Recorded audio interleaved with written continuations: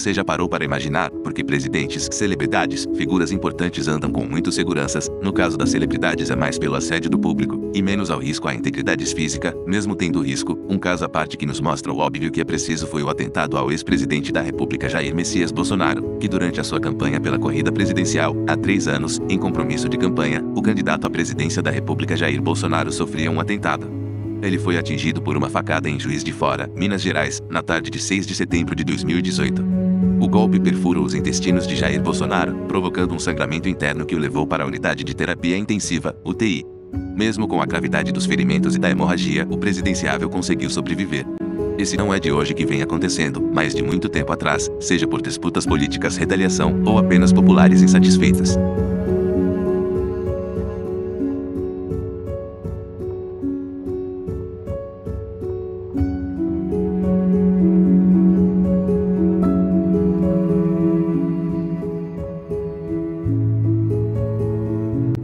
John Fitzgerald Kennedy, 1917 a 1963, foi um militar, político e presidente dos Estados Unidos de 1961 a 1963.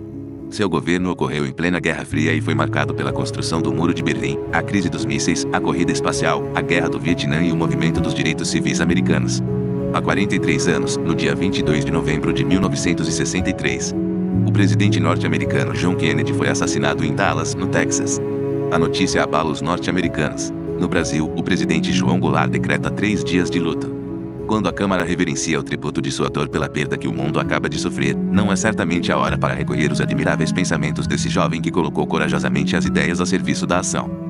Num mundo em que pseudo-ideologias estão apenas a serviço da subversão, seus discursos e pronunciamentos ficarão como os de Lincoln, como os de Jefferson, os de Winston Churchill, os de Rui Barbosa, transformados num roteiro de liberdade, válidos para todos os tempos e para todas as gentes. Ali em Dallas ficou bem claro que o alvo era ele só. A sua pessoa frágil, esguia com aquela fragilidade do herói diante dos gigantes. Kennedy deu ao nosso tempo a figura moral, a figura intelectual, a mentalidade política do perfeito homem de Estado. O atentado fatal contra Kennedy até hoje está envolto sob um manto de mistério. Pela versão oficial, Lee Oswald foi quem deu o tiro fatal do 6º andar de um depósito de livros contra o presidente que desfilava pelas ruas da cidade. Dias depois, Oswald foi assassinado diante de policiais por Jack Ruby, um dono de boate no Texas, sem nunca ter admitido ter sido ele o atirador. Kennedy também era conhecido pelos seus ideais que eram bem patriotas com frases marcantes. Veja algumas de suas frases mais marcantes. Não pergunte o que seu país pode fazer por você. Pergunte o que você pode fazer por seu país. A mudança é a lei da vida. E aqueles que apenas olham para o passado ou para o presente irão com certeza perder o futuro. Coragem é manter a classe sob pressão. O laço essencial que nos une é que todos nós habitamos este pequeno planeta. Todos nós respiramos o mesmo ar. Todos nos preocupamos com o futuro dos nossos filhos. E todos somos mortais. Às vezes é preciso parar e olhar para longe, para podermos enxergar o que está diante de nós.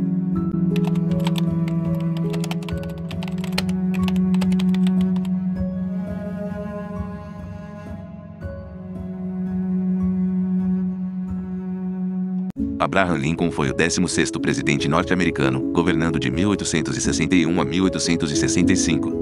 Foi em seu governo que ocorreu a Guerra Civil Americana, conflito causado pela não aceitação da vitória de Lincoln pelos estados sulistas na eleição presidencial de 1860. Lincoln ficou marcado também como presidente que decretou a emancipação dos afro-americanos nos Estados Unidos.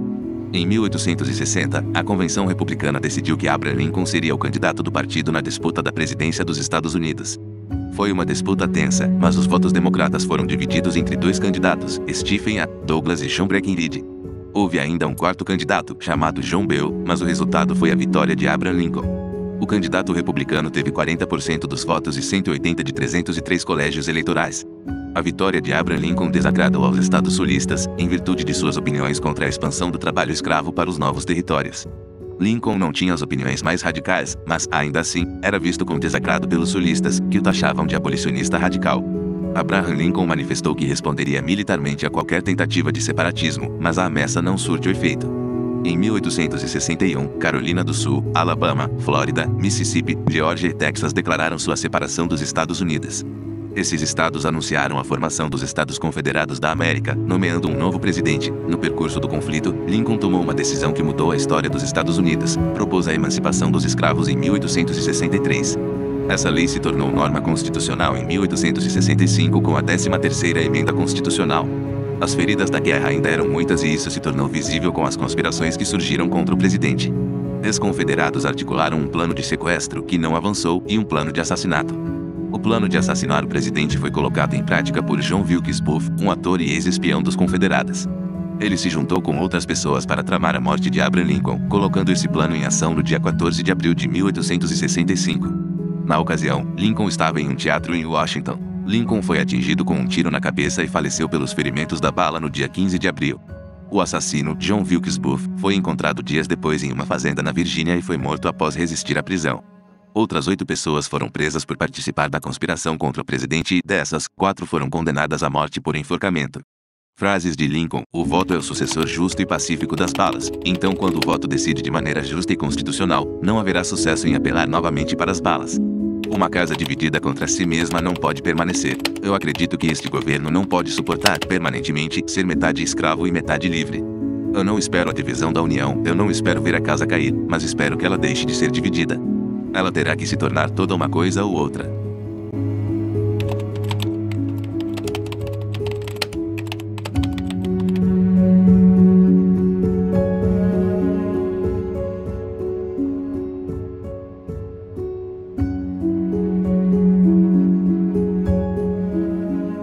Galera, estamos com uma meta de 100 inscritos. Me ajudem a bater essa meta, já se inscreva no canal, deixe o like e ative o sininho. Por gentileza, para você vai custar apenas poucos segundos, mas para a gente é fonte de força para continuar o nosso trabalho. De já agradeço a todos por assistirem até aqui. E por último, o presidente do Haiti, antes de ser assassinado em julho, o então presidente do Haiti, Jovenel Moïse, trabalhava em uma lista de poderosos políticos e empresários envolvidos no tráfico de drogas. Moïse planejava entregar aos Estados Unidos o arquivo detalhando seu grau de envolvimento em cada caso. Assim, os agressores que o mataram e feriram gravemente sua esposa saquearam sua casa em busca de documentos, como ficou conhecido mais tarde. A própria viúva Martine Moïse, que fingiu estar morta antes de os agressores partirem, admitiu em seu depoimento que, logo após o assassinato, os pistoleiros, em sua maioria colombianos, vasculharam a sala em busca de documentos. Meses antes de sua morte, Moïse havia denunciado em uma entrevista a este jornal que poderosos grupos empresariais queriam acabar com ele, e uma investigação do The New York Times acrescenta alguns nomes às suspeitas.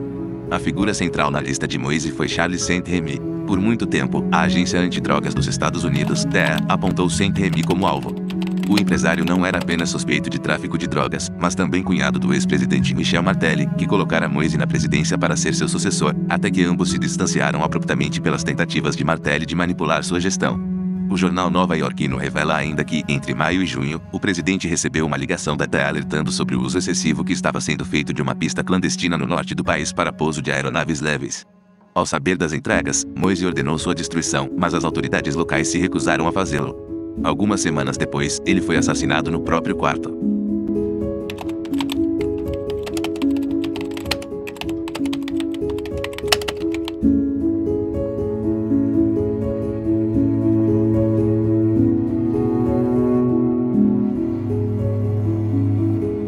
Em agosto de 2018, o presidente venezuelano, Nicolás Maduro, sofreu uma tentativa de assassinato ao ser atacado com drones.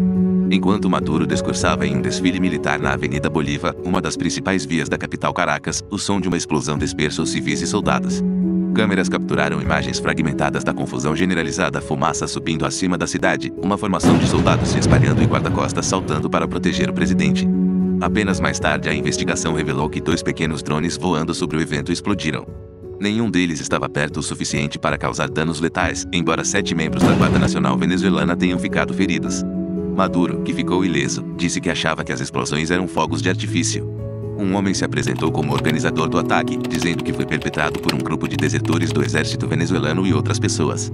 Em entrevista exclusiva à CNN, ele contou como eles se prepararam para o ataque e forneceu vídeos de celular de seus drones, explosivos e voos de treino nas fazendas rurais da Colômbia.